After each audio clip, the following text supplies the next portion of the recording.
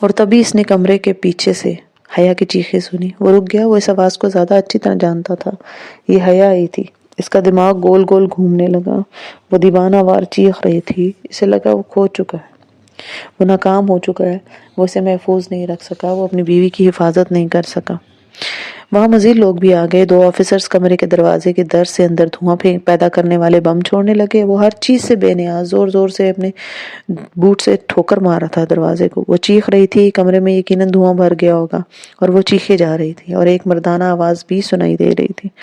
وہ اس کی زندگی کا سب سے تکلیف دہ منظر تھا۔ کمرے میں دھواں پھیلا ہوا تھا۔ اس نے زوردار ٹھوکر کے ساتھ دروازہ کھولا اور وہ لوگ کسی بہتے ہوئے سیلاب کی طرح اندر داخل ہوئے۔ عین اس وقت اس آدمی نے اس کی بیوی کو آتش دان پہ پھینکا۔ وہ برف کی رات نہیں تھی، وہ آگ کی رات تھی، اور وہ کرسی پہ بندھی زخمی دہکائے گئے بازو کے ساتھ آگ کے قریب اوندے منہ پڑی ہوئی تھی۔ اس کے لباس کا دامن جل رہا تھا، مگر باقی لباس بالکل ٹھیک تھا۔ ایک آفیسر نے تیزی سے اس کے لباس کو بجھانے کی کوشش کی۔ جی ہاں، حیا کی طرف نہیں گیا، وہ بلکہ اس پست کرد روسی کی جانب بڑھ گیا جس نے اس کی بیوی کو تشدد کا نشانہ بنایا تھا۔ اس کی ہمت بھی کیسے ہوئی کہ وہ اس کی بیوی کو ہاتھ لگائے؟ سر درد، بخار، فرسٹریشن اور غصہ، ایک جنون تھا جو اس پہ سوار تھا۔ اس نے روسی کو گردن سے پکڑ کر اس کا سر زور سے دیوار سے مارا۔ روسی نے جواب میں اس کے سینے پر لات دے ماری۔ وہ لمحے بھر کو سنبھل نہیں پایا اور پیچھے جا کر گرا۔ سر پہ چوٹ لگی تھی، پہلے سے موجود سر درد اور زیادہ بڑھ گیا تھا، مگر اگلے ہی لمحے وہ دیوانہ وار آگے بڑھا اور روسی کو گردن سے دبوچ لیا۔ اس جنون آمیز انداز میں اب وہ اس کا سر بار بار دیوار سے مار رہا تھا۔ لہو لہان ہوئے روسی نے جوابی حملے کی کوشش کی، مگر وہ نہیں رکا۔ اگر اس کا دوست آفیسر اس کو نہ پکڑتا تو شاید وہ اس کو جان سے مار دیتا۔ بمشکل ان لوگوں نے ان دونوں کو چھڑایا۔ اپنے ہونٹ سے رستا خون جیکٹ کی آستین سے صاف کرتے ہوئے وہ خود کو آفیسر کی گرفت سے چھڑاتا ہوا تیزی سے حیا کی جانب بڑھا۔ تب تک وہ بے ہوش ہو چکی تھی۔ شاید اس نے دھوئیں سے بھرے کمرے میں اسے بھی پہچان لیا ہو۔ گو کہ یہ مشکل تھا، مگر یہ وقت یہ باتیں سوچنے کا نہیں تھا۔ وہ صرف اب بھی اسے خیریت سے دیکھنا چاہتا تھا۔ وہ زخمی تھی، اس کا خون نہیں نکل رہا تھا، مگر اس کو جلایا گیا تھا، اس کو داغا گیا تھا، اس کے سر پہ ایک گرم مایہ گرایا گیا تھا۔ اسے جلد از جلد طبی امداد چاہیے تھی۔ اگر وہ عبد الرحمن پاشا نہ ہوتا تو وہ سیکیورٹی آفیسرز کبھی بھی بازیاب ہونے والی لڑکیوں کی تعداد 34 سے 33 لکھنے پہ اور اسے خاموشی سے اپنی دوست کو اپنے ساتھ جانے کے لیے نہ اجازت دیتے۔ ٹرسٹ ٹیم نے اس کے ساتھ تعاون کیا، البتہ وہ یہ بھی جانتا تھا کہ اس کیس کی مزید تفتیش کے لیے اسے بار بار بلایا جائے گا، بھلے اسے سینکڑوں دفعہ بلا لیں، مگر حیا کو نہیں۔ وہ ان سب سے دور رہنا چاہتا تھا، اور اس کے لیے وہ یہی کر سکتا تھا۔ اس سب کے باوجود وہ جانتا تھا کہ وہ اس پر کوئی احسان نہیں کر رہا، کیونکہ یہ سب کچھ اسی کی وجہ سے ہوا۔ اس نے ہاشم کو گرفتار شدگان میں دیکھا، اور جیسے کسی نے اپنے اوپر دہکتے کوئلے انڈیل دیے تھے نا، ویسی فیلنگز تھی اس وقت اس کی۔ ہاشم جس کو اس نے حیا کے تعقب میں لگایا تھا، وہ ہاشم اس کی بیوی کو بیچ آیا تھا۔ یہ سب اس کا اپنا قصور تھا، اس نے غلط آدمی پر بھروسہ کیا تھا۔ اس نے اپنی وجہ سے حیا کو اتنا نقصان اٹھانے پر مجبور کر دیا۔ وہی ذمہ دار تھا نا اس سب کا۔ اپنے آپ کو ملامت کرتا وہ حیا کو وہاں سے لے گیا۔ ایک ہی جگہ تھی جہاں وہ اسے لے جا سکتا تھا، جہانگیر۔ ممی کے پاس بھی نہیں۔ ممی یا کسی بھی رشتہ دار کو کچھ نہ پتا چلے، یہ تو ہونا نہیں چاہیے، چاہے وہ ممی ہی کیوں نہ ہو۔ اب ایک ہی جگہ تھی، بیو قدا، عائشہ گل۔ وہ اسے اسپتال نہیں لینا جانتا تھا۔ اگر وہ اسے خود اسپتال لے جائے گا تو صبح تک پورے عدلار کو خبر مل جائے گی۔ اپنے کسی آدمی پر بھروسہ وہ کر نہیں سکتا تھا کہ وہ حیا کو کسی دوسرے کے ساتھ اسپتال بھیج دے، کبھی بھی نہیں۔ وہ اتنا ہرٹ تھا، اتنا پریشان تھا کہ وہ آخری جگہ جہاں سے بات باہر نہیں نکلے گی، اسی عدلار میں اپنا گھر ہی لگی تھی۔ حیا کے زخم بھی ایسے نہیں تھے کہ اسے فوری طور پر طبی امداد کی ضرورت پڑتی۔ وہ خود بھی اس کی پٹی کر سکتا تھا، مگر سارا مسئلہ اس کے بالوں کا تھا۔ اگر اس کے بال خراب ہو جاتے ہیں تو وہ ساری زندگی خود کو معاف کر سکے گا۔ ابھی جلد از جلد اسے اس کے بالوں سے ویکس اتارنا تھی، اور اس سلسلے میں عائشہ اس کے لیے کچھ کر سکتی تھی۔ عائشہ کو یقیناً ان کاموں کا تجربہ نہیں ہوگا، وہ کوئی پیرامیڈیکل اور سٹاف میں سے تو تھی نہیں، وہ تو چھوٹی سی لڑکی تھی، مگر وہ ایک بات جانتا تھا، وہ اس لڑکی پہ بھروسہ کر سکتا ہے۔ آگے عائشہ کیسے حیا کے بال ٹھیک کر سکتی ہے، یہ عائشہ کا مسئلہ ہے۔ خود اور اچانک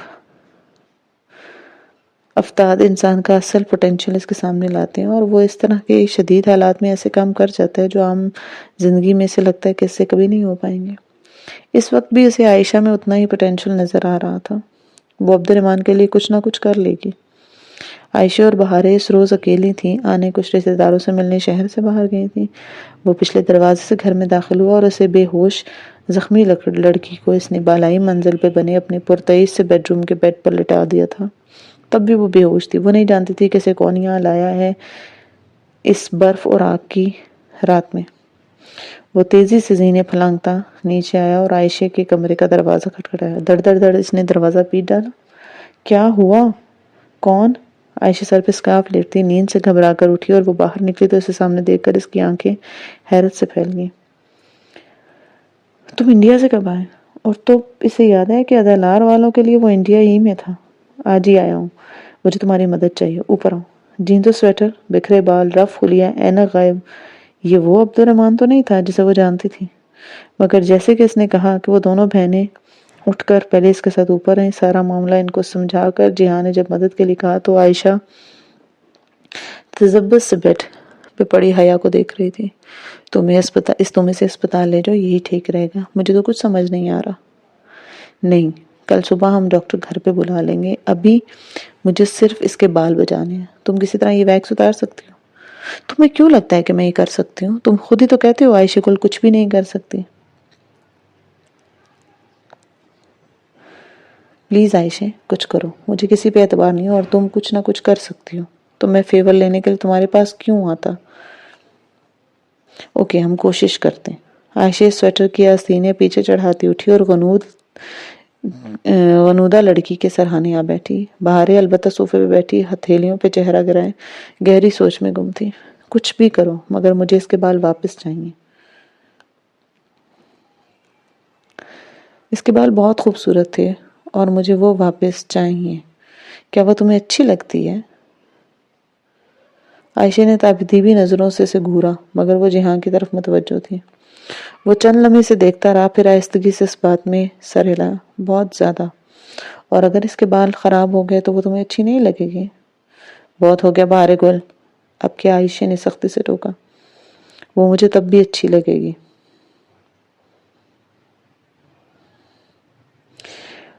تب بہارے نے ناک سکیڑ کر چہرہ پھینک لیا جیسے اسے بھی بات بالکل اچھی نہ لگی ہو۔ عائشہ اب اس کے بالوں کو چھو کر دیکھ رہی تھی، ویکس کو چھو کر۔ ویکس کھینچ کر اتاری تو بالوں کو نقصان دے گی، لیکن اگر ہم اس کو پگھلا کر اتارے تو یہ اتر جائے گی، مگر سکیلپ کو جو نقصان پہنچتا ہے وہ… تم سکیلپ کے زخموں کی فکر مت کرو، فی الحال یہ ویکس اتارو۔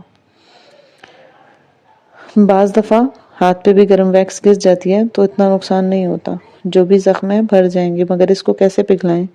آخر کون سی ایسی چیز ہے جو ویکس کو پگھلا سکتی ہے؟ گرم پانی۔ ہم اس کا چہرہ بچائے بغیر اس کے بال کیسے گرم پانی میں ڈالیں گے؟ ویکس اس کی مانگ پہ گری ہے، ہمیں بہت ابلتا ہوا گرم پانی چاہیے، مگر اس کے چہرے کو جو جلا دے گا، صرف بالوں پہ ہی کچھ کرنا ہے۔ وہ ایک دم سے بولی، شیمپو؟ ہاں، شیمپو جو ویکس کو گھول سکتا ہے۔ شیمپو بالوں پہ لگی ہوئی چیزوں کو گھول سکتا ہے، مگر… وہ جوش سے کہتی رکی، تب جہاں اور بہاریں منتظر نظروں سے دیکھ رہے۔ مگر مسئلہ یہ ہے کہ عموماً تمام شیمپوز میں ویکس پہلے سے ہوتی ہے، ہمیں کوئی ایسا شیمپو یوز کرنا ہوگا جس کے اجزاء میں ویکس نہ ہو۔ ایسا کون سا شیمپو ہے جس میں ویکس نہیں ہوتی؟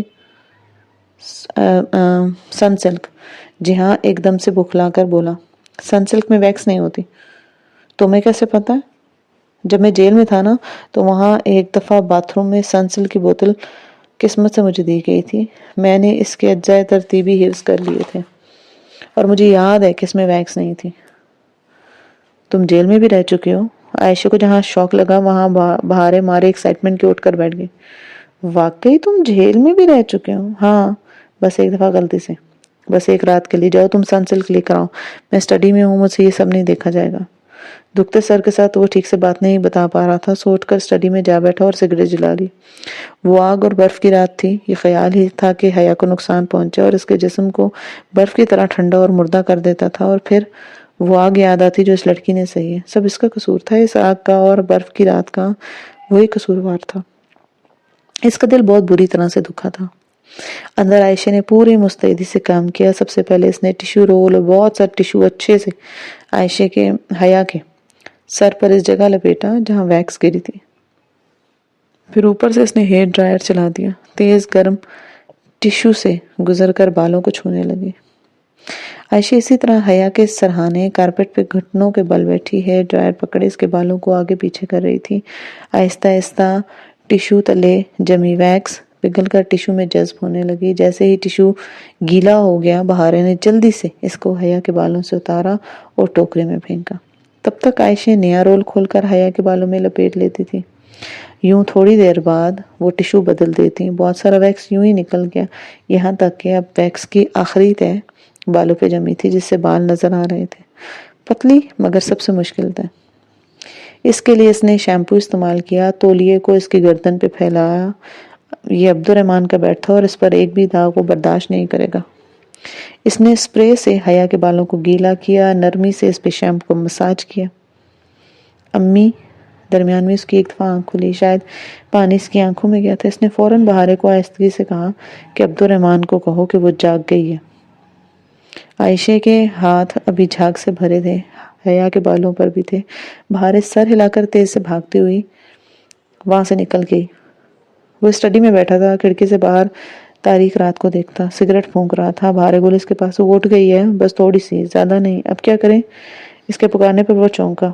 پھر چند لمحے خاموشی سے اس کا چہرہ دیکھا اور پھر فوراً اٹھ کر باہر آ گیا. اس کا رخ ایٹک کی طرف تھا. جب وہ واپس آیا تو اس کے ہاتھ میں ایک سلیپ سپرے تھا. اس کو اس کے تکیے پہ سپرے کر دو وہ پھر سے سو جائے گی. اس نے سپرے بہارے کو دے دیا. وہ سپرے پکڑے سر ہلا کر واپس اندر آ گئی تھی.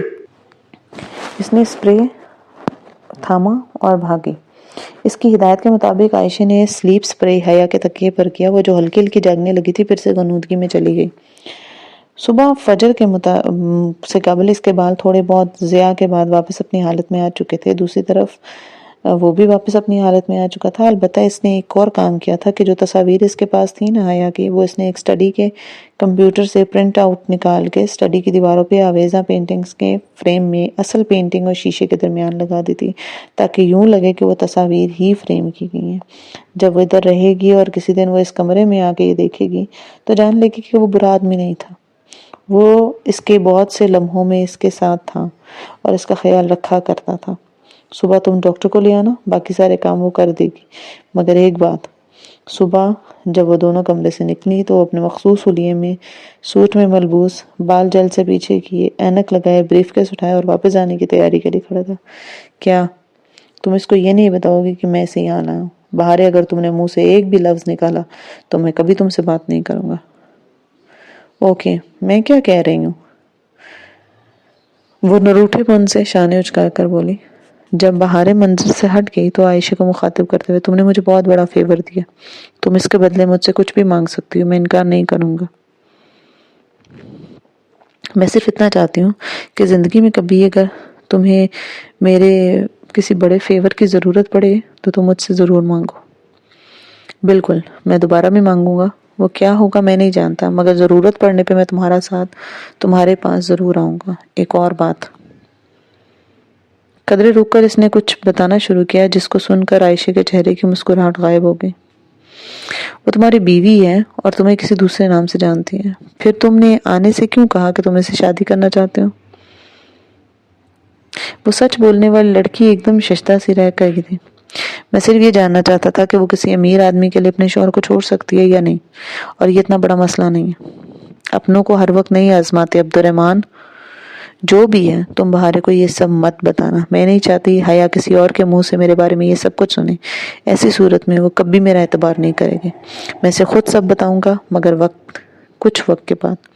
تم بہت جھوٹ بولتے ہو. عائشہ نے دکھ سے اسے دیکھا اور جواباً اس کے تاثر پھر سے سپاٹ ہو گئے. پوری رات جس شخص کو عائشہ نے دیکھا تھا وہ چلا گیا تھا اور پرانا عبد الرحمن واپس آ گیا تھا جو اس تھپڑ کی بابت ابھی تک اس سے خفا تھا. بس ایک ہی لمحے میں وہ ساری رات کے لیے بنا بکھرا سا عبد الرحمن غائب ہو گیا تھا. کوشش کرنا وہ کچھ دن تمہارے پاس ٹھہر جائے. میں جا رہا ہوں، فون کرتا رہوں گا، سنجیدگی سے کہہ کر وہ پلٹ گیا. عائشہ ملال سے جاتے دیکھ رہی تھی. اب اسے وہی کرنا تھا جو وہ اسے کہہ کر گیا تھا.